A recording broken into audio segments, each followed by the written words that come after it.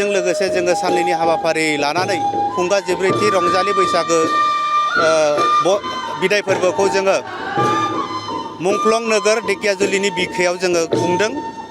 दा मैयानि दिननिफ्राय जों लानाय जादों 14 आरो 15नि गेजेराव सेथि हाबाफारि बायदियै जों मैया फुंनि समाव फिरफिला बिरहोनाय हाबाफारिखौ लानाय जायो आरो नैथियाव जोङो मुंख्लं बावनायजों लोगोसे बड'फा उपेन्द्रनाथ ब्रह्मखौ जोङो बिबार होनानै बावनाय जायो।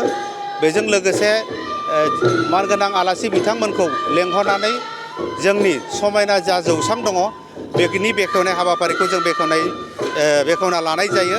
जों सानदोंमोन माखासे मेहेरगोनां हाबाफारि लाबावनानै खुंनो होननानै, नाथाय बोथोर आरो थासारिखौ नायनानै जोङो जोंनि साननाय बायदि जों माखासे हाबाफारिखौ जों मावफुंना लानो हायाखिसै।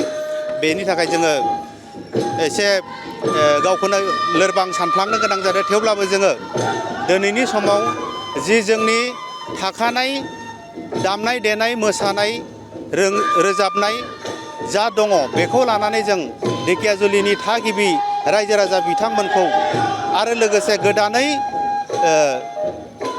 देरबोनाय जिखिनि लाइमोन सेंग्रा सिख्ला बिथांमोनखौ लोगोसे लाफानानै जोंनि जि ट्रेडिशनेल कालचार बेखौ मुलुगनि बिखायाव अराय गोजोर खालामना लाखिनायनि गेजेरजों लाखिनो थाखाय जोङो मोनसे थांखि लादों।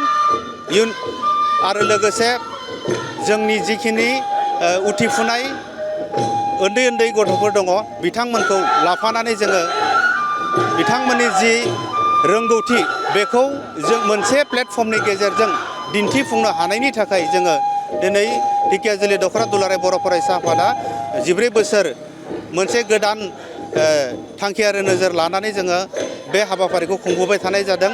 जाहाथे उन्दै उन्दै खुदियाफोरा गावनि रोंगौथिखौ मोनसे प्लेटफर्मनि गेजेरजों दिन्थिफुंनो हायो आरो बेनि गेजेरजों बिथांमोना गावनि मोनसे गोदान जिउ राहा लामा दाफुंना लानो हायो।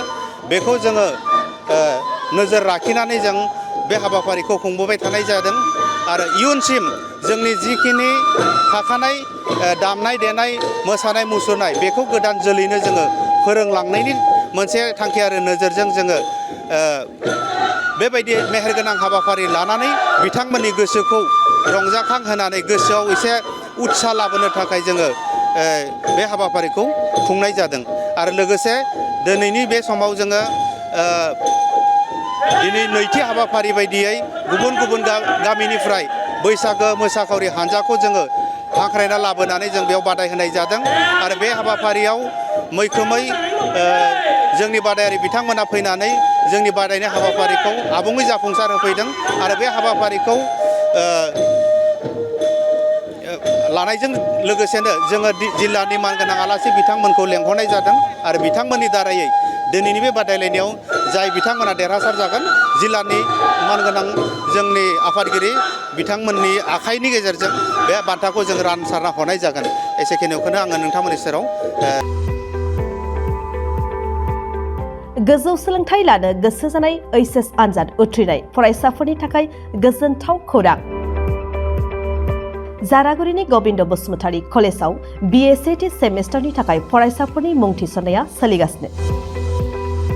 2024-25 सोलोंथाइ बोसोरनि थाखाय BA/CT सेमेस्टारनि मुं थिसननाया सोलिगासिनो दं गबिन्द बसुमतारी कलेजाव। बड'लेण्ड मुलुगसोलोंसालिजों गनायथि जानाय क'क्राझार जिल्लानि गसाइगाव महकुमानि सिङाव थानाय जारागुरिनि गबिन्द बसुमतारी कलेजा फरायसाफोरनि थाखाय एसेल' फिसावनो फरायसाफोरनि थाखाय मुं थिसननाय खाबु लानानै फैदों। गिबि मुं थिसनगोन 100 फरायसाफोरनि थाखाय माखासे स्पेशल अफारजों लोगोसे गुबुन गुबुन रोखोमनि बेसेन होनाङै क्लासफोर जेरै spoken English, self defence, computer कर्सनि खाबुजों लोगोसे फरायसाफोरनि कलेजाव थांलाय फैलायनि थाखाय बेसेन होनाङै बास सिबिथायनि खाबु होनाय जायो। गबिन्द बसुमतारी कलेजा फरायसाफोरा गावनि गोसो बायदियै साबजेक्टफोरखौ सायख'नानै लानो हागोन। लोगोसे गोबां थाखोनि बिजाबजों बुंफबनाय बिजाब बाख्रिनि खाबुखौबो फरायसाफोरा मोननो हागोन आरो बे खेबनिफ्राय गसाइगाव फरायसालिमानि सिङाव फरायसाफोरा गावनिनो आंगो गबिन्द बसुमतारी फरायसालिमायावनो आनजाद मिरु एबा आनजाद होनो हागोन। बेनिखायनो गोदानै HS आनजाद उथ्रिनाय फरायसाफोरा गबिन्द बसुमतारी फरायसालिमायाव बाङाइ बेसेनावनो एडमिशन लानानै गोबां खाबुफोरजों गोजौ आरो गोग्गो सोलोंथाइनि खाबुखौ लादो। बांसिन मिन्थिनो थाखाय 9101784754 70022271929 970668088 मबाइल नम्बराव फोनांजाब खालामदो।